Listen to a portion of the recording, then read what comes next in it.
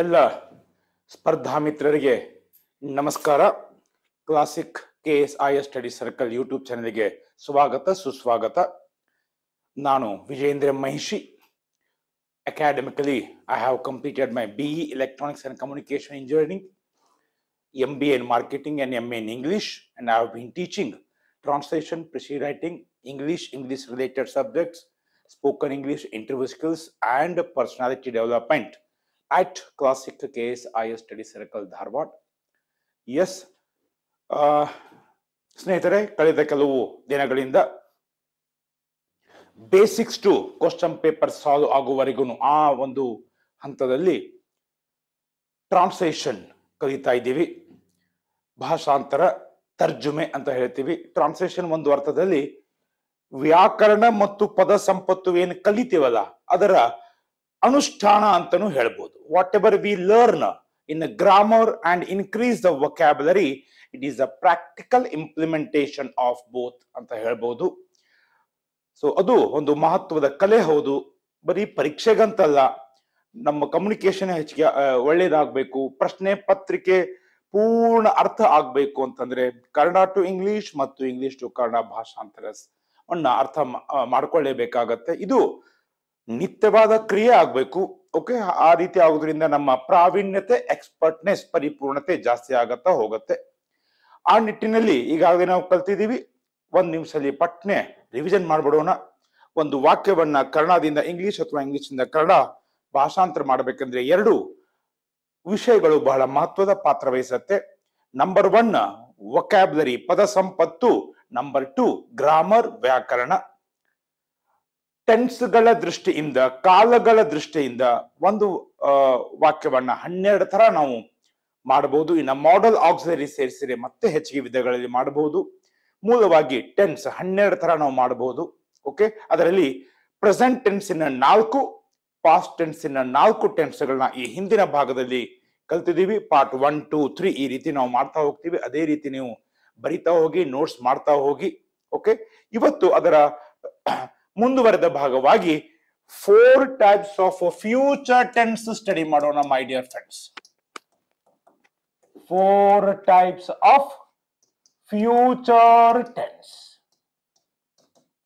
ಭವಿಷ್ಯತ್ ಕಾಲದ 4 ವಿಧಗಳು ಅಥವಾ ಬಗೆಗಳು ಅಥವಾ ಪ್ರಕಾರಗಳು. ಓಕೆ, ಅದರಲ್ಲಿ ನಂಬರ್ 1 ಈ ಪೇಜ್ ಅಲ್ಲಿ ಮಾಡೋಣ. Simple future. ಸಾಮಾನ್ಯವಾಗಿ ಫ್ಯೂಚರ್ ಟೆನ್ಸ್ ಅನ್ನ ಇನ್ನು ಮುಂದೆ ನಡೆಯುವ ಘಟನೆಗಳ ಬಗ್ಗೆ ಹೇಳಲು ಈ ಕಾಲವನ್ನು ಬಳಸುತ್ತೇವೆ.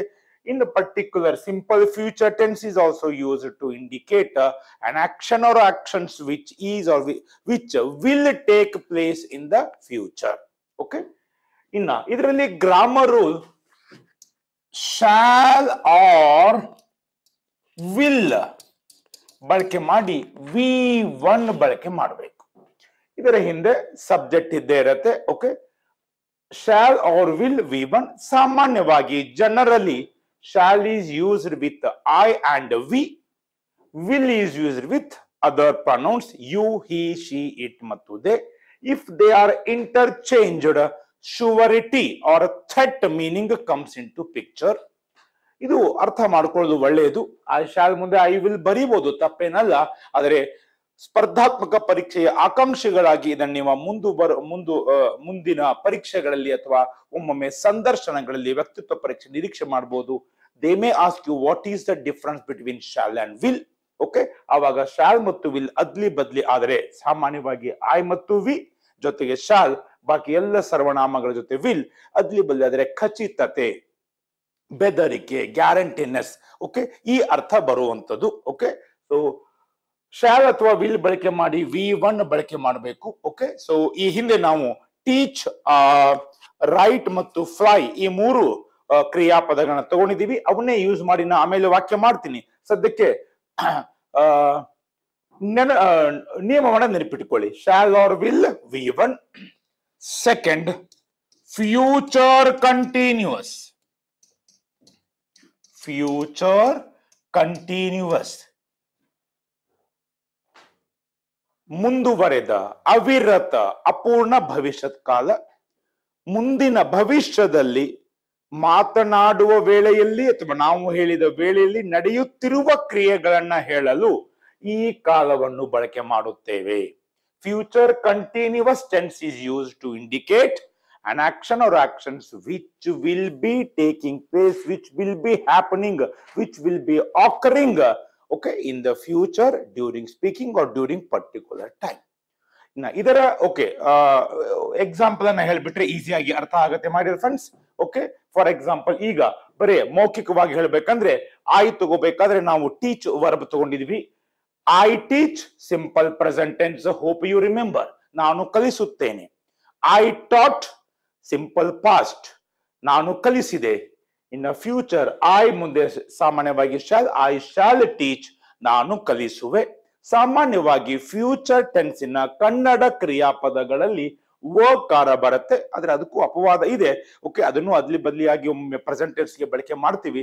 ಆದ್ರೆ ಸಾಮಾನ್ಯವಾಗಿ ಜನರಲ್ಲಿ ಮೊದಲ ಆದ್ಯತೆ ಓಕೆ ಫ್ಯೂಚರ್ ಟೆನ್ಸ್ ಬಂದಾಗ ಕನ್ನಡ ಕ್ರಿಯಾಪದಗಳಲ್ಲಿ ಕಾರ ಬರುವುದುಂಟು.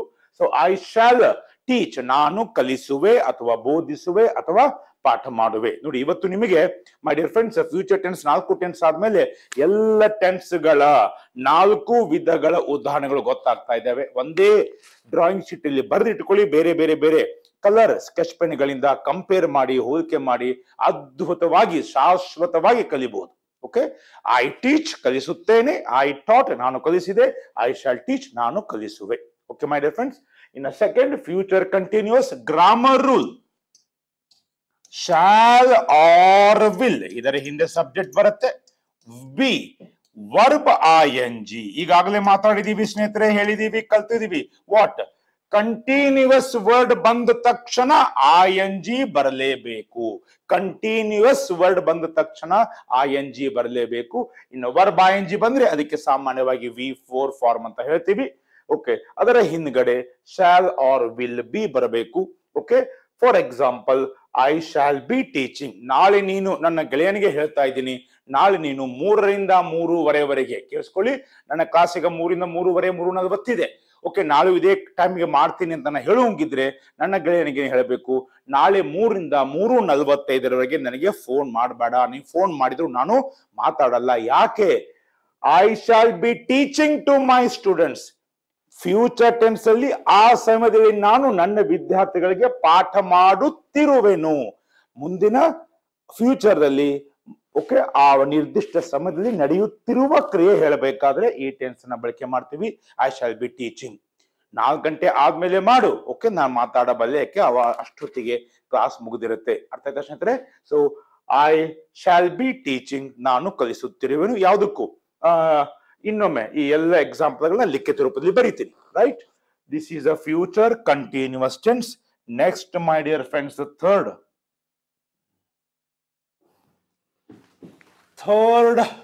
Tense is future perfect. ಪರಿಪೂರ್ಣ ಭವಿಷ್ಯತ್ ಕಾಲ. ಯಾವಾಗ ಬಳಕೆ ಮಾಡ್ತೀವಿ? ಭವಿಷ್ಯತ್ ಕಾಲದಲ್ಲಿ ಒಂದು ನಿರ್ದಿಷ್ಟ ವೇಳೆಯಲ್ಲಿ ಮುಗಿದು ಹೋಗಿರಬಹುದಾದ ಕ್ರಿಯೆಗಳನ್ನು ಹೇಳಲು. ಇನ್ನ ಇದಕ್ಕೆ grammar rule shall or will, ಇದರ ಹಿಂದೆ ಸಬ್ಜೆಕ್ಟ್ ಬರುತ್ತೆ. Shall or will have V3 ಬರುತ್ತೆ. ಸೊ ಒಂದ್ ಮಾತ್ರ ಅರ್ಥ ಮಾಡ್ಕೋಬೇಡಿ, ಪರ್ಫೆಕ್ಟ್ ಟೆನ್ಸ್ ಬಂದ ತಕ್ಷಣ V3 ಬರಲೇಬೇಕು. ಪರ್ಫೆಕ್ಟ್ ಟೆನ್ಸ್ ದಲ್ಲಿ V3 ಬಳಕೆ, ಪರ್ಫೆಕ್ಟ್ ಟೆನ್ಸ್ ಅಲ್ಲಿ V3 ಬಳಕೆ. Shall or will have V3. ಈಗ ನಾ ಹೇಳ್ತಾ ಇದ್ದೆ ನೋಡಿ, this tense is used to denote an action or actions which will have taken place in the future in a particular time. Okay, ಇದರ ಹಿಂದಿನ tense ಏನ್ ಹೇಳ್ತಾ ಇದ್ದೆ? ನಾಳೆ ನೀನು 3ರಿಂದ 3:45 ಫೋನ್ ಮಾಡಬೇಡ, ನಾ ಎತ್ತೋದಿಲ್ಲ, ನಾ ಮಾತಾಡಲ್ಲ, ಆ ಹೊತ್ತಿಗೆ ನಾನು ಕಲಿಸುತ್ತಿರುವನು. 4 ಆದ್ಮೇಲೆ ಮಾಡು. ಯಾಕೆ? I shall have taught my students, ಆ ಹೊತ್ತಿಗೆ ನಾನು ವಿದ್ಯಾರ್ಥಿಗಳಿಗೆ ಕಲಿಸಿರುವೆನು. ಫ್ರೀ ಇರ್ತೀನಿ, ಮೊಬೈಲ್ ಅಲ್ಲಿ ನಾನು ಮಾತಾಡಬಹುದು. ಅರ್ಥ ಆಯ್ತಾ ಸ್ನೇಹಿತರೆ? This is how it is right. So I shall have taught. ನೋಡಿ ಏನಾಯ್ತು? I shall teach, I shall be teaching, I shall have taught. ಈಗ ಜಸ್ಟ್ ನೆನಪಿಡಿ, 4ನೇ ವಾಕ್ಯ ಬರೆದ್ಮೇಲೆ 4 ಎಕ್ಸಾಂಪಲ್ಗಳನ್ನ ಓಕೆ ಇಂಗ್ಲಿಷ್ ಮತ್ತು ಕನ್ನಡ ಮತ್ತೊಮ್ಮೆ ಹೇಳ್ತೀನಿ. ಓಕೆ, ನೀವು ರಿವಿಷನ್ ಮಾಡ್ಕೋಬಹುದು. ಸೊ ಮುಂದ ಫ್ಯೂಚರ್ ಅಲ್ಲಿ ಒಂದು ನಿರ್ದಿಷ್ಟ ಸಮಯದಲ್ಲಿ ಓಕೆ ಮುಗಿದು ಹೋಗಿರಬಹುದಾದ ಮುಗಿದು ಹೋಗುವ ಕ್ರಿಯೆಗಳನ್ನು ಹೇಳಲು ಫ್ಯೂಚರ್ ಪರ್ಫೆಕ್ಟ್ ಟೆನ್ಸ್ ಅನ್ನ ಬಳಕೆ ಮಾಡ್ತೀವಿ. ಇನ್ನ ನಾಲ್ಕನೇ tense future perfect continuous. Future perfect continuous. Okay, ಇದನ್ನ ಬಳಕೆ ಮಾಡಬೇಕಾದ್ರೆ ಅಗೇನ್ ಕಂಟಿನ್ಯೂಸ್ ಬಂತು, ಹಿಂಗಾಗಿ ವರ್ಬ್ ಇಂಜ್ ಬರಬೇಕು. Shall or will have been verb ING. ಇದರ ಹಿಂದೆ ಸಬ್ಜೆಕ್ಟ್ ಬರುತ್ತೆ. Shall or will have been verb ING. Okay, S.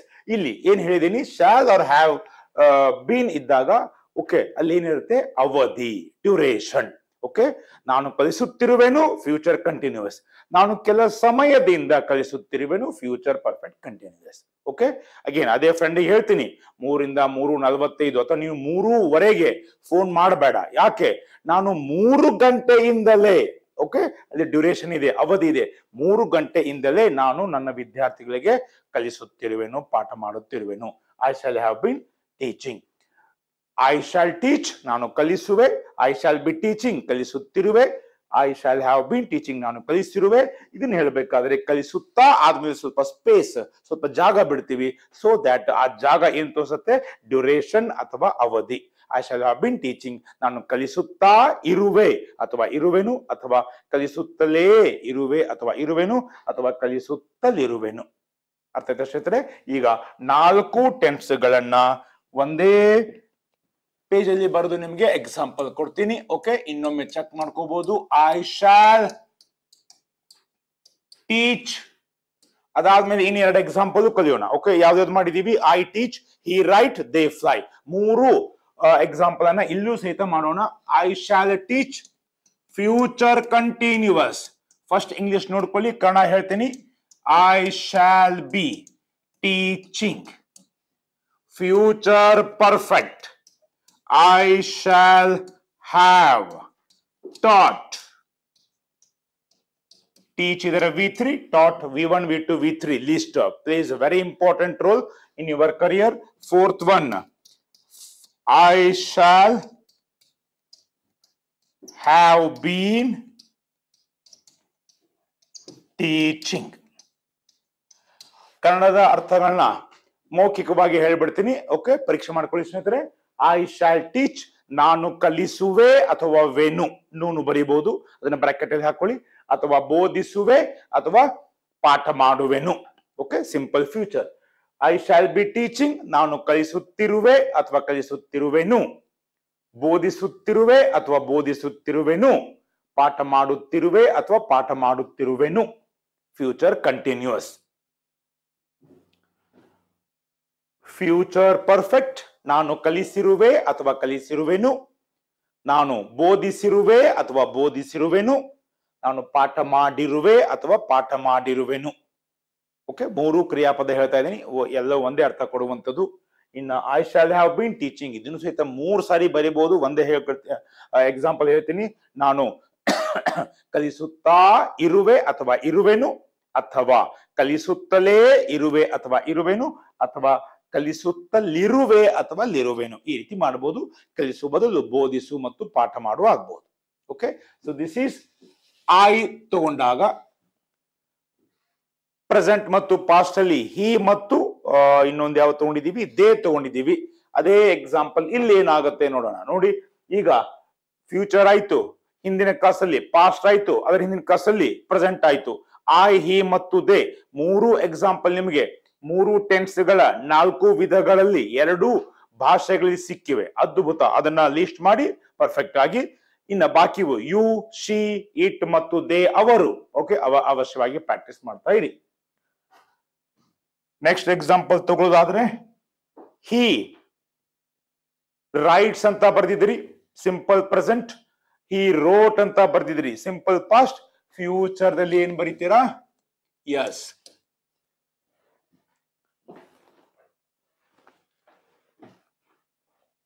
yes, he will write.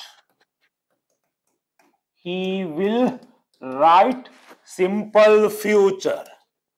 Future continuous. He will be writing. Future perfect. He will have written. Future perfect continuous. He will have been writing. ನೋಡ್ಕೊಳ್ಳಿ ಸ್ನೇಹಿತರೆ, he will write, he will be writing. Writing ದಲ್ಲಿ single T ಬರುತ್ತೆ, ಇನ್ನೊಮ್ಮೆ ಗಮನವಿಟ್ಟು ಕೇಳಿ. he will have written, written ದಲ್ಲಿ double T ಬರುತ್ತೆ, spelling also is very important. then he will have been writing. ಕನ್ನಡದಲ್ಲಿ ಅವನು ಬರೆಯುವನು, ಬರ್ಕೊಳ್ಳಿ, ಅವನು ಬರೆಯುವನು. ಫ್ಯೂಚರ್ ಕಂಟಿನ್ಯೂಸ್, ಅವನು ಬರೆಯುತ್ತಿರುವನು. ಫ್ಯೂಚರ್ ಪರ್ಫೆಕ್ಟ್, ಅವನು ಬರೆದಿರುವನು. ಫ್ಯೂಚರ್ ಪರ್ಫೆಕ್ಟ್ ಕಂಟಿನ್ಯೂಸ್, ಅವನು ಬರೆಯುತ್ತಾ ಇರುವನು, ಬರೆಯುತ್ತಲೇ ಇರುವನು ಅಥವಾ ಬರೆಯುತ್ತಲಿರುವನು. ಇನ್ನು ಅರ್ಥ ಮಾಡ್ಕೋಬೇಕಂದ್ರೆ, ನಾಳೆ ನಿನ್ನ ಗೆಳೆಯ, ನಿನ್ನ ಸಹೋದರ, ನಿನ್ನ ದಾಯಾದಿ, ಕಸಿನ್ ಅವನಿಗೆ ಫೋನ್ ಮಾಡಬೇಡ. ಯಾಕೆ? ನಾಳೆ ಟೋಟಲಿ ಒಟ್ಟಾರೆಯಾಗಿ ಓಕೆ ಅವನು ನಾಳೆ 2 ನಿಬಂಧಗಳನ್ನು ಬರೆಯುವನು. ಇದು ಮೊದಲು. ಓಕೆ, ಇನ್ನು ನಾಳೆ 4 ಗಂಟೆಯಿಂದ 6 ಗಂಟೆವರೆಗೆ ಅವನಿಗೆ ನೀವು ಫೋನ್ ಮಾಡಬೇಡ, ಅವನು ಮಾತಾಡಲ್ಲ. ಯಾಕೆ?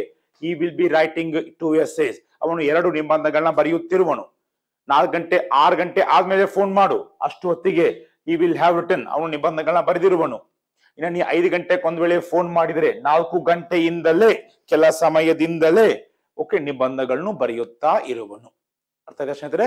So this is about 4 types of future tense with respect to the pronoun he. Next they fly ಮಾಡಿದೀವಿ. ಈಗ ಅದನ್ನ ಇಂಗ್ಲಿಷ್ ಅಲ್ಲಿ ಫ್ಯೂಚರ್ ಟೆನ್ಸ್ ಅಲ್ಲಿ ಮಾಡೋಣ. ದೇ ಇಲ್ಲಿ 2 ಅರ್ಥ ಆಗತ್ತೆ. ಅವರು, ಅವುಗಳು. ನಾವು ಪಕ್ಷಿಗಳು ಅಂತ ಮಾಡಿದೀವಿ, ಫ್ಲೈ ಅವುಗಳು ಮಾಡಿದೀವಿ, ಅವನ್ನೇ ಇಲ್ಲೂ ಮಾಡೋಣ. They will fly. Future continuous, they will be flying. Third one, they will have flown. Future perfect continuous, they will have been flying. ನೋಡ್ಕೊಳ್ಳಿ ಸ್ನೇಹಿತರೆ, they will fly, they will be flying, they will have flown, they will have been flying. Okay, ಕನ್ನಡದಲ್ಲಿ ಬರ್ಕೊಳ್ಳಿ. ಅವು ಅಥವಾ ಅವುಗಳು ಹಾರುವವು. Number 1, ಅವು ಅಥವಾ ಅವುಗಳು ಹಾರುವವು. ಫ್ಯೂಚರ್ ಕಂಟಿನ್ಯೂಸ್, ಅವು ಅಥವಾ ಅವುಗಳು ಹಾರುತ್ತಿರುವವು.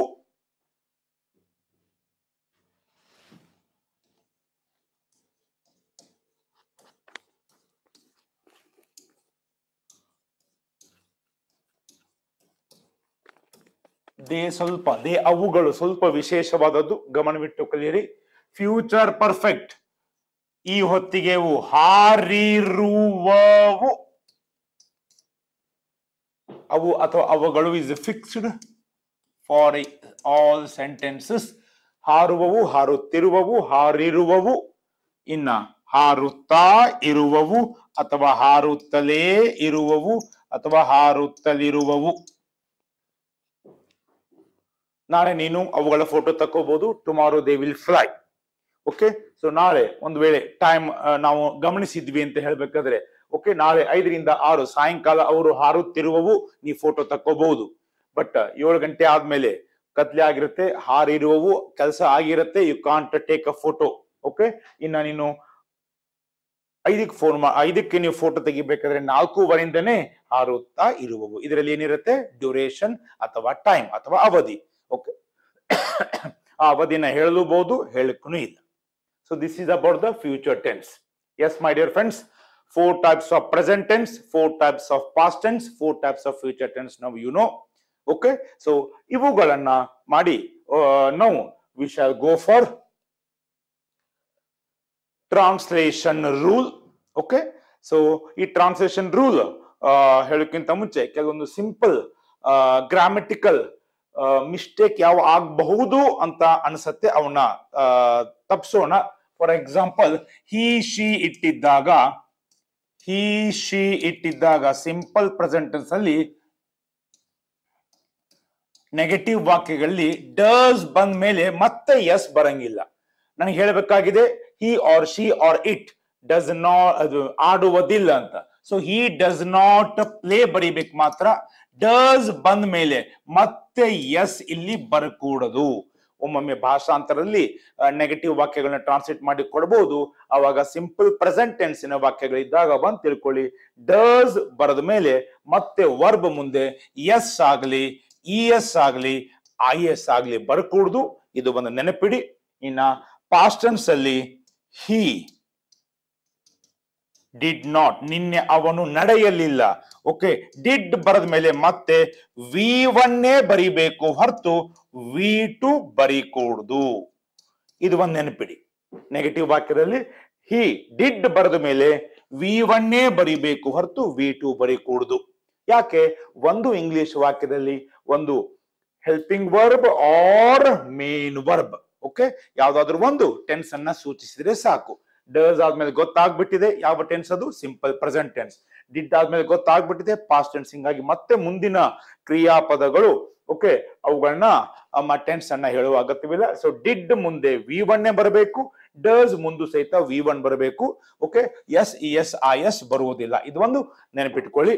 ಈಗ ಅನುಕೂಲತೆಗೆ ಕಡ್ಡಾಯ ಇರದೇ ಇದ್ರು, ಓಕೆ, ಅನುಕೂಲತೆಗೆ, ರೈಟ್ ಮೈ ಡಿಯರ್ ಫ್ರೆಂಡ್ಸ್, ನಾವು ಈಗ ಕೆಲವೊಂದು ನಿಯಮಗಳನ್ನ ಕಲಿಯೋಣ. Okay, Kannada to English translation ಮಾಡಬೇಕಾದ್ರೆ, ಕನ್ನಡ ಟು ಇಂಗ್ಲಿಷ್ ಟ್ರಾನ್ಸ್ಲೇಷನ್ ಮಾಡಬೇಕಾದ್ರೆ ಒಂದು ರೂಲ್ ಅನ್ನ ನೆನಪಿಟ್ಕೋಬಹುದು. ಬಹುತೇಕವಾಗಿ ಅನ್ವಯ ಆಗತ್ತೆ.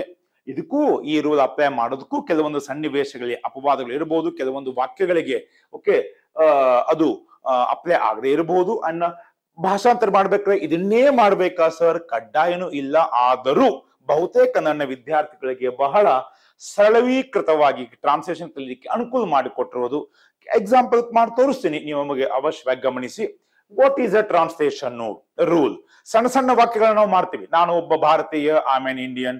ನಾವು ವಿದ್ಯಾರ್ಥಿಗಳು, ವಿ ಆರ್ ಸ್ಟೂಡೆಂಟ್ಸ್. ಇಂಥ ವಾಕ್ಯಗಳನ್ನ ಮಾಡ್ತೀವಿ. ನಮಗೆ ಸ್ವಲ್ಪ ಕ್ಲಿಷ್ಟಕರ ಆಗುವಂಥದ್ದು, ಸವಾಲು ಬಂದಿರೋದು ಯಾವಾಗ? ದೊಡ್ಡ ದೊಡ್ಡ ವಾಕ್ಯಗಳು ಬಂದಾಗ. ಒಂದು ವಾಕ್ಯದಲ್ಲಿ 19 ಪದ ಕೊಟ್ಟಿದ್ದಾರೆ, 40 ಪದ ಕೊಟ್ಟಿದ್ದಾರೆ, 37 ಪದ ಕೊಟ್ಟಿದ್ದಾರೆ. ಆ 37 ಪದಗಳ ಒಂದು ವಾಕ್ಯದಲ್ಲಿ ಎಲ್ಲಿಂದ ಸ್ಟಾರ್ಟ್ ಮಾಡಬೇಕು ಅಂತ ಕ್ವಶನ್ ಮಾರ್ಕ್ ಇರುವವರಿಗೆ, ಭಯ ಬರುವವರಿಗೆ ಡೋಂಟ್ ವರಿ, ಭಯ ಪಡೋ ಕಾರಣ ಇಲ್ಲ. ಈ ನಿಯಮ ನಿಮಗೆ ಹೆಲ್ಪ್ ಮಾಡುತ್ತೆ. ಒಂದು ವೇಳೆ ಉದಾಹರಣೆ ಹೇಳ್ತಾ ಇದ್ದೀನಿ, 37 ಪದ ಕೊಟ್ಟಿದ್ದಾರೆ, ಅದನ್ನ ಇಂಗ್ಲಿಷ್ಗೆ ಭಾಷಾಂತರ ಮಾಡು ಅಂತ ಹೇಳಿದ್ದಾರೆ. ಅಷ್ಟು ಪದಗಳ ವಾಕ್ಯವನ್ನ ಮುಂದಿನ ತರಗತಿಗಳಲ್ಲಿ ಅವಶ್ಯವಾಗಿ ಟ್ರಾನ್ಸ್ಲೇಷನ್ ಮಾಡಿ ತೋರಿಸ್ತೀನಿ. ಓಕೆ, ಸೊ ಆ 37 ಪದಗಳ ವಾಕ್ಯವನ್ನ ಕೊಟ್ಟಾಗ ಸರಿ ಇಂಗ್ಲಿಷ್ಗೆ ಭಾಷಾಂತರಿಸಬೇಕು ಅಂತ ಹೇಳಿದ್ದಾರೆ. ಹೆಂಗ್ ಸ್ಟಾರ್ಟ್ ಮಾಡಬೇಕು ಅನ್ನುವ ಗೊಂದಲ, ಪ್ರಶ್ನೆ, ಸವಾಲು ಇದ್ದವರಿಗೆ ಈ ನಿಯಮ ಅವಶ್ಯವಾಗಿ ಕೆಲವೊಂದು ಸಂದರ್ಭದಲ್ಲಿ ಡೆಫಿನೆಟ್ಲಿ ನಿಮಗೆ ಸಹಾಯ ಮಾಡುತ್ತೆ. ಅವಾಗ ಏನ್ ಮಾಡಬೇಕು? ಆ 37 ಪದಗಳಲ್ಲಿ ಆ ವಾಕ್ಯದಲ್ಲಿನ ಕರ್ತೃಪದ, ಇದನ್ನ ಅನುವಾದವನ್ನು ಆರಂಭಿಸುವ ಪದ ಅಂತ ಹೇಳ್ಬೋದು, ಭಾಷಾಂತರವನ್ನು ಆರಂಭಿಸುವ ಪದ ಅಂತ ಹೇಳ್ಬೋದು, ನನ್ನ ಪದ ಅಂತ ಹೇಳ್ಬೋದು, ನಿಮ್ಮ ಅನುಕೂಲ, ಅಥವಾ ಕರ್ತೃಪದ ಅಂತಾನು ಹೇಳ್ಬೋದು. ಆ 37 ಪದಗಳಲ್ಲಿ ಫಸ್ಟ್ ಯಾವುದನ್ನ ಇಂಗ್ಲಿಷ್ಗೆ ಟ್ರಾನ್ಸ್ಲೇಟ್ ಮಾಡಬೇಕು? ಫಸ್ಟ್ ಕರ್ತೃಪದವನ್ನ ಇಂಗ್ಲಿಷ್ಗೆ ಟ್ರಾನ್ಸ್ಲೇಟ್ ಮಾಡು. ಅದಾದ್ಮೇಲೆ ಆ ವಾಕ್ಯದ ಕೊನೆಯ ಪದವನ್ನ ಎರಡನೆಯ ಹಂತದಲ್ಲಿ ಇಂಗ್ಲಿಷ್ಗೆ ಭಾಷಾಂತರಿಸು. ಓಕೆ, ಅದಾದ ಮೇಲೆ ಇನ್ನುಳಿದ ಎಲ್ಲ ಪದಗಳನ್ನ, ಪದ ಸಂಪತ್ತು ಗೊತ್ತಿರತ್ತೆ, ಜೋಡಣೆ ಮಾಡ್ತಾ ಹೋಗುವಂಥದ್ದು, ಮೂರನೇ ಹಂತದಲ್ಲಿ ಟ್ರಾನ್ಸ್ಲೇಟ್ ಮಾಡು. ಇದು ಯಾವಾಗ ಅನ್ವಯ ಆಗತ್ತಂತೆ? ಜನರಲಿ ಸಾಮಾನ್ಯವಾಗಿ ನಾವು ಪ್ರೈಮರಿ ಸ್ಕೂಲ್ ದಿಂದ ಕಲ್ಕೋತೆ ಬಂದಿದ್ದೀವಿ. ವಾಕ್ಯ ಯಾವ ಕ್ರಮಾಂಕದಲ್ಲಿ ಇದ್ದಾಗ? ಕರ್ತು, ಕರ್ಮ ಮತ್ತು ಕ್ರಿಯಾಪದ. ಉದಾಹರಣೆ, ರಾಜು ಶಾಲೆಗೆ ಹೋಗುತ್ತಾನೆ. ವೆರಿ ಫೇಮಸ್ ಎಕ್ಸಾಂಪಲ್ ನೋಡಿ. Basics is basics, old is gold. ನಾ ಕೆಲವೊಂದು ವಾಕ್ಯಗಳನ್ನ, ಕೆಲವೊಂದು ವಿಷಯಗಳನ್ನ, ಕೆಲವೊಂದು ಉದಾಹರಣೆಗಳನ್ನ ಇನ್ ಮುಂದೆ ಅವಶ್ಯವಾಗಿ ರಿಪೀಟ್ ಮಾಡ್ತಾ ಇದ್ದೀನಿ, ಪುನರ್ಮರಣ ಮಾಡ್ತಾ ಇದ್ದೀನಿ, ಬೇಕಂತೆ ಮಾಡ್ತಾ ಇದ್ದೀನಿ. ಯಾಕಂದ್ರೆ ಕೆಲವೊಂದು ಬೇಸಿಕ್ಸ್ ಏನಿವೆ ಅದರಿಂದ ಏನ್ ತಕ್ಷಣ ನಮ್ಗೆ ಅರ್ಥ ಆಗತ್ತೆ, ಅದು ಕೆಲವೊಂದು ಉದಾಹರಣೆಗಳನ್ನ ಅರ್ಥ ಆಗೋದಿರೋದಿಲ್ಲ. ಹೀಗಾಗಿ ರಿಪೀಟ್ ಮಾಡಿದಾಗ ಅದರ ಪೂರ್ತಿ ಲಾಭ ಪಡೆಯಿರಿ.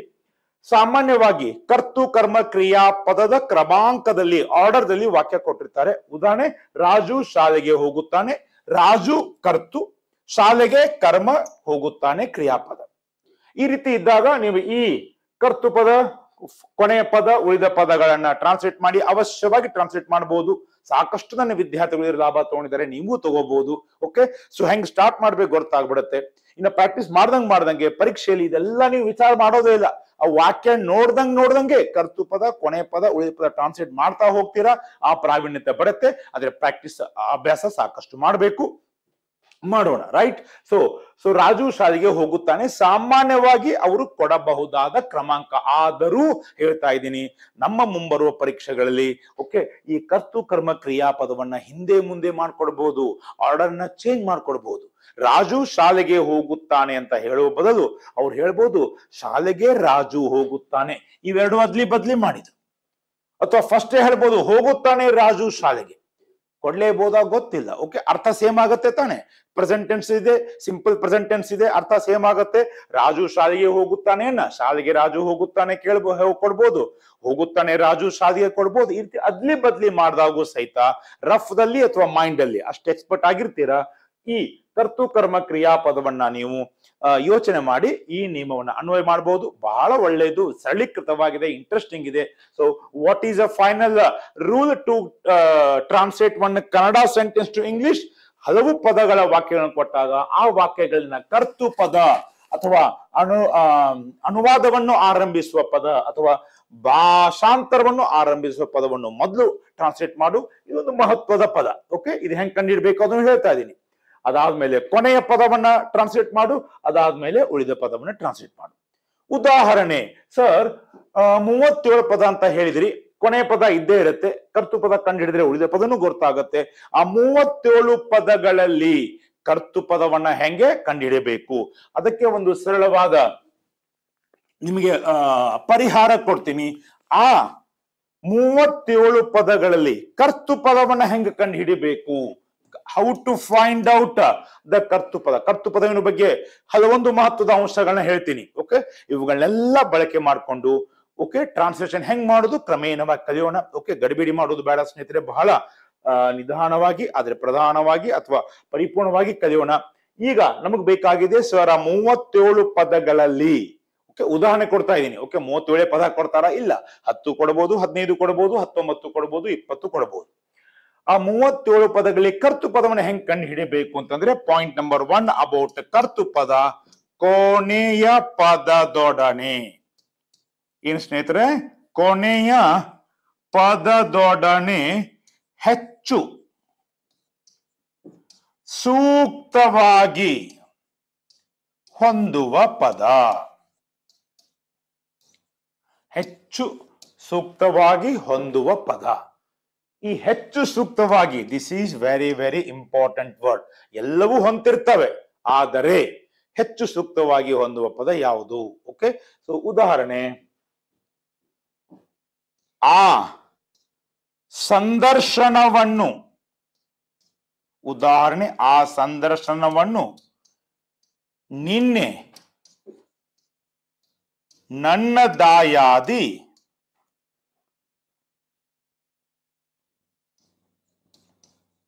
ಯಶಸ್ವಿಯಾಗಿ ಎದುರಿಸಿದ ಅಥವಾ ಎದುರಿಸಿದನು. ಈ ವಾಕ್ಯವನ್ನ ಭಾಷಾಂತರ ಮಾಡಕ್ ಕೊಟ್ಟಿದ್ದಾರೆ ಅಂತ ತಿಳ್ಕೊಳ್ಳಿ. ಏನು ವಾಕ್ಯ ಸ್ನೇಹಿತರೆ? ಆ ಸಂದರ್ಶನವನ್ನು, ಇಂಟರ್ವ್ಯೂ, ನಿನ್ನೆ ನನ್ನ ದಾಯಾದಿ ಯಶಸ್ವಿಯಾಗಿ ಎದುರಿಸಿದನು. ಓಕೆ, ಇದರಲ್ಲಿ ನಮಗೆ ಕರ್ತು ಪದ ಕಂಡು ಹಿಡಿದು ಟ್ರಾನ್ಸ್ಲೇಷನ್ ಮಾಡಬೇಕಾಗಿದೆ. ಓಕೆ, ಕೊನೆಯ ಪದ ಯಾವುದು? ಎದುರಿಸಿದನು. ರೂಲ್ ಏನ್ ಹೇಳುತ್ತೆ? ಈ ವಾಕ್ಯದಲ್ಲಿ ಮೊದಲು ಕರ್ತು ಪದವನ್ನ ಟ್ರಾನ್ಸ್ಲೇಟ್ ಮಾಡು, ಆಮೇಲೆ ಕೊನೆಯ ಪದವನ್ನ ಮಾಡು, ಆಮೇಲೆ ಉಳಿದ ಪದವನ್ನ ಮಾಡು. ಈಗ ಈ ವಾಕ್ಯದಲ್ಲಿ ಓಕೆ ಕರ್ತೃಪದ ಯಾವುದೆಂದು ಕಂಡುಹಿಡಿಯಲು ಪ್ರತಿ ಪದವನ್ನ ಕೊನೆಯ ಪದದೊಡನೆ ಹೋಲಿಸಿ ನೋಡಿ. ಇದನ್ನ ಕ್ರಮೇಣವಾಗಿ ನಮ್ಮ ವೇಗ ಅವಶ್ಯವಾಗಿ ಜಾಸ್ತಿ ಆಗುತ್ತೆ. ಒಂದನೇ ಪದ, ಆ ಸಂದರ್ಶನವನ್ನು ಎದುರಿಸಿದನು. ಸೆಂಟೆನ್ಸ್ ನಂಬರ್ 1 ಆಫ್, ಇದೆರಡು ಸೇರಿ ಒಂದೇ ವರ್ಡ್ ಅಂತ ತಿಳ್ಕೊಂಡಾಗ ವರ್ಡ್ ನಂಬರ್ 1. ನಿನ್ನೆ ಎದುರಿಸಿದನು. Sentence number 2 of word number 2. ನನ್ನ ದಾಯಾದಿ ಎದುರಿಸಿದನು. Sentence number 3 of word number 3. ಯಶಸ್ವಿಯಾಗಿ ಎದುರಿಸಿದನು. Sentence number 4 of word number 4. ಈಗ ನಿಮ್ಮ ಪ್ರಕಾರ ಓಕೆ ಈ 4 ಪದಗಳಲ್ಲಿ ಕೊನೆಯ ಪದದೊಡನೆ ಹೆಚ್ಚು ಸೂಕ್ತವಾಗಿ ಹೊಂದುವ ಪದ ಯಾವುದು? ಉತ್ತರ ನೀವೇ ಬರ್ಕೊಳ್ಳಿ, ನಾ ಹೇಳಿದ ಮೇಲೆ ಖಚಿತಪಡಿಸ್ಕೊಳ್ಳಿ. ವಿಚ್ ಇಸ್ ಅವಾಗ ಓಕೆ ವಾಕ್ಯವನ್ನ ಇನ್ನೊಮ್ಮೆ ಓದ್ಕೊಳ್ಳಿ, ಪರೀಕ್ಷೆಯಲ್ಲಿ ಪ್ರಶ್ನೆ ಪತ್ರಿಕೆ ಇನ್ನೊಮ್ಮೆ ಓದ್ಕೊಳ್ಳಿ, ಅವಶ್ಯವಾಗಿ ಅರ್ಥ ಆಗತ್ತೆ. ಆಡು ಭಾಷೆಯಲ್ಲಿ ಪ್ರಶ್ನೆ ಕೇಳ್ಕೊಳ್ಳಿ. ಈಗ ಆ ಸಂದರ್ಶನವನ್ನು ನಿನ್ನೆ ನನ್ನ ದಾಯಾದಿ ಯಶಸ್ವಿಯಾಗಿ ಎದುರಿಸನು. ಈ ವಾಕ್ಯ ನಿಮ್ಮ ಮೈಂಡ್ ಅಲ್ಲಿ ಇದ್ದಾಗ ರಿಪೀಟ್ ಆಗಿ ಓದ್ಕೊಂಡಾಗ ಮೈಂಡ್ ಅಲ್ಲಿ ಇರುತ್ತೆ. ಆವಾಗ ಆಡು ಭಾಷೆಯಲ್ಲಿ ಪ್ರಶ್ನೆ ಕೇಳ್ಬೋದು. ಆ ಸಂದರ್ಶನವನ್ನು ಎದುರಿಸಿದವರು ಯಾರು? ಇನ್ನೂ ಗೊತ್ತಾಗಿಲ್ಲ. ನಿನ್ನೆ ಎದುರಿಸಿದನು, ಹೌದು, ಆದ್ರೆ ಯಾರು? ಇನ್ನೂ ಗೊತ್ತಾಗಿಲ್ಲ. ನನ್ನ ದಾಯಾದಿ ಎದುರಿಸಿದನು, ಸರಿ ಇದೆ, ಓಕೆ, ಅಂದ್ರೂ ವೇಟಿಂಗ್ ಲಿಸ್ಟ್ ಇಟ್ಕೊಳ್ಳಿ. ಯಶಸ್ವಿಯಾಗಿ ಎದುರಿಸಿದನು. ಈಗ ಮತ್ತೊಮ್ಮೆ ಪ್ರಶ್ನೆ ಕೇಳ್ಕೊಳ್ಳಿ. ಆ ಸಂದರ್ಶನವನ್ನು ಎದುರಿಸೋರು ಯಾರು? ನನ್ನ ದಾಯಾದಿ. ನಿನ್ನೆ ಎದುರಿಸೋರು ಯಾರು? ನನ್ನ ದಾಯಾದಿ.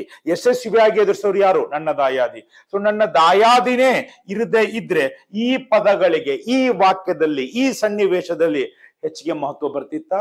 ಇಲ್ಲ. ಹೀಗಾಗಿ ಈ 4 ಪದಗಳಲ್ಲಿ ಕೊನೆಯ ಪದದೊಡನೆ ಹೆಚ್ಚು ಸೂಕ್ತವಾಗಿ ಹೊಂದುವ ಪದ, more appropriately, more suitably tallying word is ನನ್ನ ದಾಯಾದಿ. ಅದು ಕರ್ತೃಪದ. ಫಸ್ಟ್ ಅದನ್ನು ಟ್ರಾನ್ಸ್ಲೇಟ್ ಮಾಡು, ಮೈ ಕಸಿನ್. ಇನ್ನ ಎದುರಿಸಿದ, ಈಗ ಯಾವುದಕ್ಕೂ ಮತ್ತೊಮ್ಮೆ ಹೇಳ್ತೀನಿ, ಎದುರಿಸಿದನು ಸಿಂಪಲ್ ಪಾಸ್ಟ್, V2 ಬಳಕೆ ಮಾಡಬೇಕು. Which is a verb for ಎದುರಿಸು, ಫೇಸ್. ಫೇಸ್ ಇದು ಹೋಮೋನಿಮ್. ಒಂದು ಫೇಸ್ ಅಂದ್ರೆ ಮುಖ, ಇನ್ನೊಂದು ಫೇಸ್ ಅಂದ್ರೆ ಎದುರಿಸು. ನಾಮಪದ ಅಂತೂ ಕೆಲಸ ಮಾಡತ್ತೆ, ಕ್ರಿಯಾಪದ ಅಂತೂ ಕೆಲಸ ಮಾಡತ್ತೆ. ಈಗ ನೋಡಿ, ಅರ್ಧ ಸ್ಟಾರ್ಟ್ ಆಗ್ಬಿಡ್ತು. ಮೈ ಕಸಿನ್ ಕರ್ತೃಪದ, ಫೇಸ್ಡ್ ಕೊನೆಯ ಪದ. ಮೈ ಕಸಿನ್ ಫೇಸ್ಡ್ ಏನನ್ನ? ಇಂಟರ್ವ್ಯೂ. ಯಾವ ಇಂಟರ್ವ್ಯೂ? ಆ interview. My cousin faced that interview ನಿನ್ನೆ, ಯಸ್ಟರ್ಡೇ, ಸಕ್ಸಸ್ಫುಲಿ. ಸಕ್ಸಸ್ಫುಲಿ ಇದು ಅಡ್ವರ್ಬ್ ಇರುವುದರಿಂದ, ಕ್ರಿಯಾ ವಿಶೇಷಣದಿಂದ ಇದು ಕ್ರಿಯಾ ವಿಶೇಷಣವನ್ನ ವಾಕ್ಯದ ಮೊದಲು ಅಥವಾ ಮಧ್ಯೆ ಅಥವಾ ನಡುವೆನು ಕಾಮ ಹಾಕಿ ಬಳಕೆ ಮಾಡಬಹುದು. ಸೊ ಅತಿ ಸರಳೀಕೃತವಾಗಿ ಈ ಹಂತದಲ್ಲಿ okay, my cousin faced interview yesterday successfully. Okay, ಈ ನಾಮ ವಿಶೇಷಣ ಮತ್ತು ಕ್ರಿಯಾ ವಿಶೇಷಣಗಳನ್ನ ವಾಕ್ಯದ ಆಚೆ ಈಚೆ ಬಳಸಿ ಮಾಡಬಹುದು. ನೋಡಿ, ನಾ ಅದಕ್ಕೆ ಹೇಳ್ತಾ ಇರ್ತೀನಿ, well begun is half done. ಅದು ಅಕ್ಷರಶಃ ಭಾಷಾಂತರಕ್ಕೆ ಅನ್ವಯ ಆಗತ್ತೆ. ಮೈ ಕಸಿನ್ ಫೇಸ್ಡ್, ಅರ್ಧ ನಿಮ್ದು ಕೆಲಸನೇ ಆಯ್ತು. ಬಾಕಿ ಎಲ್ಲ ಆ ಪದಗಳ ಜೊತೆಗೆ ಅವುಗಳ ಪದ ಸಂಪತ್ತನ್ನ ನೋಡಿ ಉಳಿದ ಪದಗಳ ಜೊತೆ ಹೊಂದಿಸಿ ಬರೆಯುವಂಥದ್ದು ಒಂದೇ ಕೆಲಸ. ಓಕೆ, ಈ ರೀತಿ ಮಾಡಿರಿ ಫ್ರೆಂಡ್ಸ್. ಸೊ ಕರ್ತು ಪದ ಅಂದ್ರೆ ಏನು? ಕೊನೆಯ ಪದದೊಡನೆ ಹೆಚ್ಚು ಸೂಕ್ತವಾಗಿ ಹೊಂದುವ ಪದ. ಇನ್ನ ಕರ್ತು ಪದವಿನ ಬಗ್ಗೆ ಎರಡನೇ ಪಾಯಿಂಟ್ ತಿಳ್ಕೊಳ್ಳೋಣ. ವಿ ಆರ್ ಸ್ಟಡಿಂಗ್ ಅಬೌಟ್ ಕರ್ತು ಪದ, ರೈಟ್? ಸೊ ಎರಡನೇದು, ಕರ್ತು ಪದ ವಾಕ್ಯದ ಯಾವ ಭಾಗದಲ್ಲೂ ಬರಬಹುದು. ಓಕೆ, ಈ ಸೆಂಟೆನ್ಸ್ ಅಲ್ಲಿ 1, 2, 3ನೇ ಪದ ಬಂದಿತ್ತು. ಬಟ್ ನಾಟ್ ನೆಸೆಸರಿ ದ್ಯಾಟ್ ಕರ್ತು ಪದ ಅಷ್ಟನ್ನೇ ಬರ್ಬೇಕಂತ. ಕೊನೆಯ ಪದವನ್ನ ಬಿಟ್ಟು 37 ಪದಗಳ ವಾಕ್ಯ ಕೊಟ್ಟಿದ್ರೆ 36ನೇ ಪದನೂ ಕರ್ತು ಪದ ಇರಬಹುದು, 1ನೇ ಪದನೂ ಇರಬಹುದು, 10ನೇ ಪದನೂ ಇರಬಹುದು, 19ನೇ ಪದನೂ ಇರಬಹುದು. ಓಕೆ, ಹೆಂಗ್ ಕಂಡು ಹಿಡಿಬೇಕು? ಪ್ರತಿ ಪದವನ್ನ ಕೊನೆಯ ಪದವನ್ನು ಹೋಲಿಸಿ ನೋಡ್ಬೇಕು.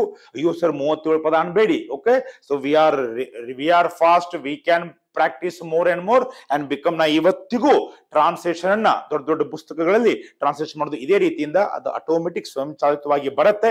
ಓಕೆ, ಸೊ ಮೊಬೈಲ್ ಆಪರೇಷನ್ ನಮಗೆ ಯಾರು ಕಲಿಸಿಲ್ಲ. ಮೊದಲು ಭಯ ಆಗ್ತಿತ್ತು ಮುಟ್ಟಕ್ಕೆ ಅಥವಾ ಏನಾದ್ರು ಆಪರೇಟ್ ಮಾಡಕ್ಕೆ. ಈಗ ಪರ್ಫೆಕ್ಟ್ ಆಗಿದ್ದೀವಿ.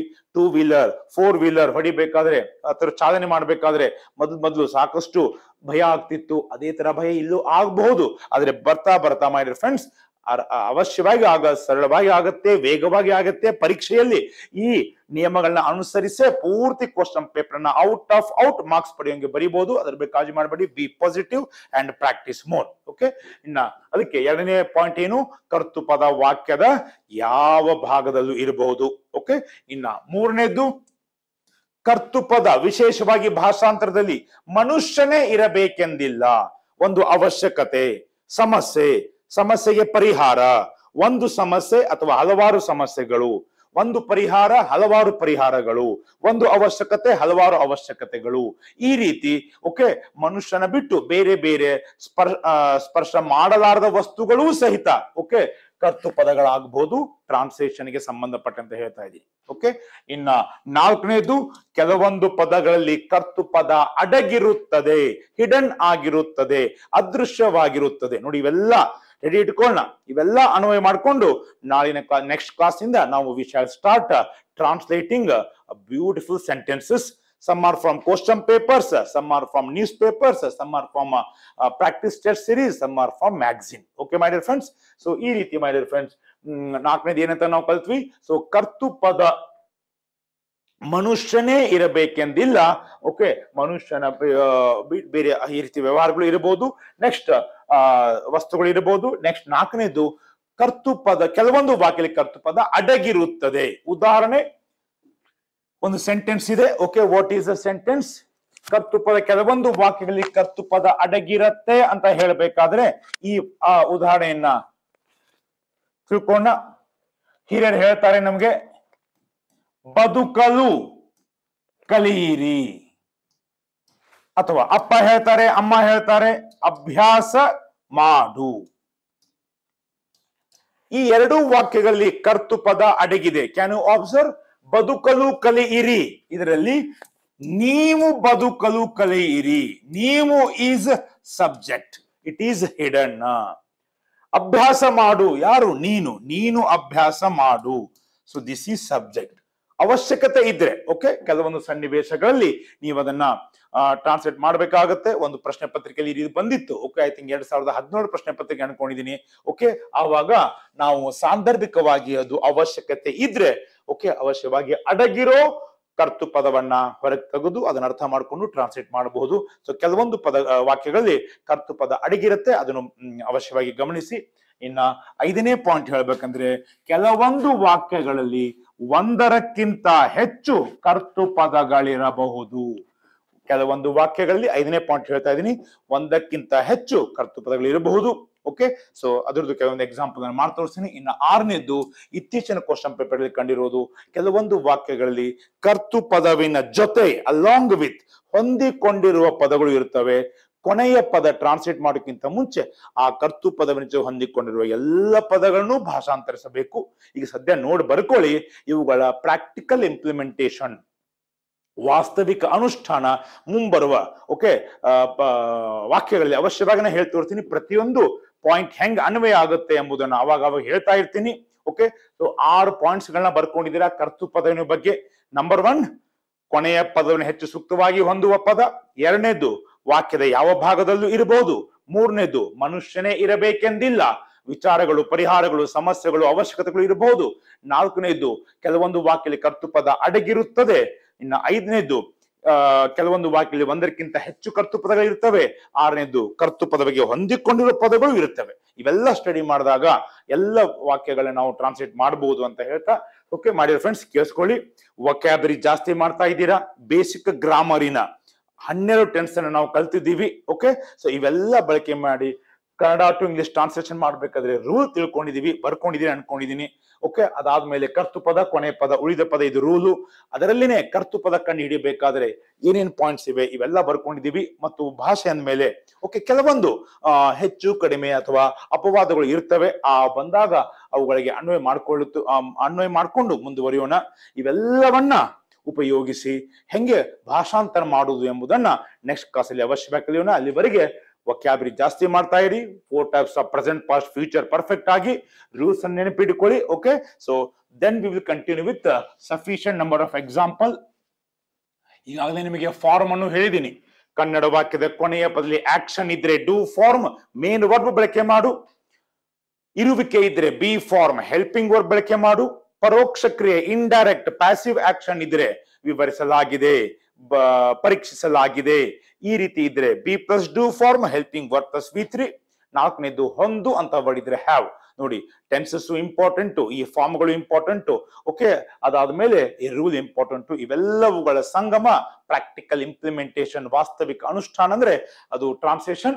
ಓಕೆ, ಸಾಕಷ್ಟು ಮೆಸೇಜ್ ಕೊಡ್ತಾ ಇದ್ದೀರಾ. ಓಕೆ, ಹೇಳ್ತಾ ಇದ್ದೀರಾ ದೊಡ್ಡ ವಾಕ್ಯ ಮಾಡಿ ಅಂತ. ಅವಶ್ಯವಾಗಿ ದೊಡ್ಡ ವಾಕ್ಯ ಮಾಡೋಣ. ಆದರೆ ಮೈ ಡಿಯರ್ ಫ್ರೆಂಡ್ಸ್, ಅರ್ಥ ಮಾಡ್ಕೊಳ್ಳಿ, ದೊಡ್ಡ ವಾಕ್ಯ ಅರ್ಥ ಆಗೋಕ್ಕಿಂತ ಮುಂಚೆ ಸಣ್ಣ ವಾಕ್ಯವನ್ನು ಅರ್ಥ ಮಾಡ್ಕೋಬೇಕು. ಓಕೆ, ಸೊ ಬೇರೆ ಬೇರೆ ಬೇರೆ ಹಿನ್ನೆಲೆ ಇದ್ದ ಎಲ್ಲ ವಿದ್ಯಾರ್ಥಿಗಳು ಇರ್ತಾರೆ. ಹಿಂಗಾಗಿ ಒಮ್ಮೆಲೆ ದೊಡ್ಡ ವಾಕ್ಯ ತಗೊಂಡ್ರೆ ಅವ್ರಿಗೆ ಏನೋ ಗಾಬರಿ ಆಗ್ಬೋದು, ಅಂಜಿಕೆ ಆಗ್ಬೋದು, ಅಥವಾ ಇಷ್ಟ ಹಿಂಗಿರತ್ತ ಅಂತ. ಹೀಗಾಗಿ ಮುಂದಿನ ಕ್ಲಾಸ್ ಅಲ್ಲಿ ಸ್ಟೆಪ್ ಬೈ ಸ್ಟೆಪ್ ಒಂದು ದೊಡ್ಡ ವಾಕ್ಯವನ್ನ ಹೆಂಗೆ ವಿಂಗಡಣೆ ಮಾಡಿಕೊಂಡು ದೊಡ್ಡ ವಾಕ್ಯವನ್ನ ಸರಳೀಕೃತವಾಗಿ ಮಾಡ್ಕೋಬಹುದು ಅಂತ ಅವಶ್ಯವಾಗಿ ಕಲಿಯೋಣ. ಓಕೆ, ಸೊ ಎಲ್ಲ ತರದ ವಾಕ್ಯಗಳನ್ನು, ಎಲ್ಲ ಫಾರ್ಮಿನ ವಾಕ್ಯಗಳನ್ನು ಮಾಡಿ ಆಮೇಲೆ ಒಂದು ಕ್ವಶನ್ ಪೇಪರ್ ಬಿಡಿಸೋಣ.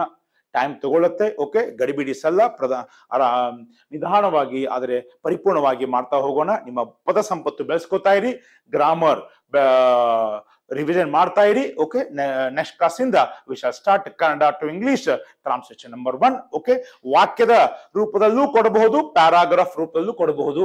ಪ್ಯಾರಾಗ್ರಾಫ್ ರೂಪದಲ್ಲಿ ಕೊಟ್ಟಾಗ ನಂಬರ್ ಹಾಕೋ ಕಾರಣ ಇಲ್ಲ, ಕಂಟಿನ್ಯೂಸ್ ಆಗಿ ಬರೀಬಹುದು. ಆದ್ರೆ ನಾನು ಸ್ಟಾರ್ಟ್ ಮಾಡ್ಬೇಕಾದ್ರೆ ಮೊದಲು ವಾಕ್ಯ ಮೂಲಕನೇ ಶುರು ಮಾಡ್ತೀನಿ. ಓಕೆ, ಸೊ ಆ ರೀತಿ ಯಾವ ತರನು ಟ್ರಾನ್ಸ್ಲೇಷನ್ ಕೊಡಬಹುದು. ಕೆಲವೊಂದು ಪರೀಕ್ಷೆಗಳಲ್ಲಿ 10 ಬೇರೆ ಬೇರೆ ಬೇರೆ ಇಂಡಿಪೆಂಡೆಂಟ್ ವಾಕ್ಯ, ಸ್ವತಂತ್ರ ವಾಕ್ಯ ಕೊಟ್ಟಿದ್ದಾರೆ, ಒಂದಕ್ಕೆ 1 ಮಾರ್ಕ್ಸ್. ಆ ರೀತಿನೂ ಟ್ರಾನ್ಸ್ಲೇಟ್ ಮಾಡಬಹುದು. ಇತ್ತೀಚಿನ ದಿನಗಳಲ್ಲಿ ಅಥವಾ ಬಹುತೇಕವಾದ ಪ್ರಶ್ನೆ ಪತ್ರಿಕೆಯಲ್ಲಿ ಪ್ಯಾರಾಗ್ರಾಫ್ ಕೊಟ್ಟಿದ್ದಾರೆ ಅಥವಾ ಖಂಡಿಕೆ ಕೊಟ್ಟಿದ್ದಾರೆ.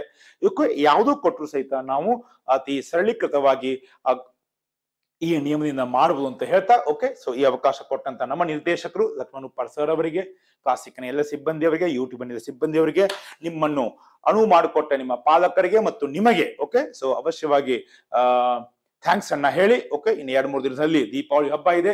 ಮುಂದಿನ ದೀಪಾವಳಿ ತಾವೆಲ್ಲ ಅಧಿಕಾರಿಗಳು ಆಚರಿಸುವಂತಾಗಲಿ ಅಂತ ನಿಮ್ಮನ್ನು ಹಾರೈಸುತ್ತಾ ಮತ್ತೆ ಮುಂದಿನ ಕ್ಲಾಸ್ ಸಿಗೋಣ. ನಮಸ್ಕಾರ.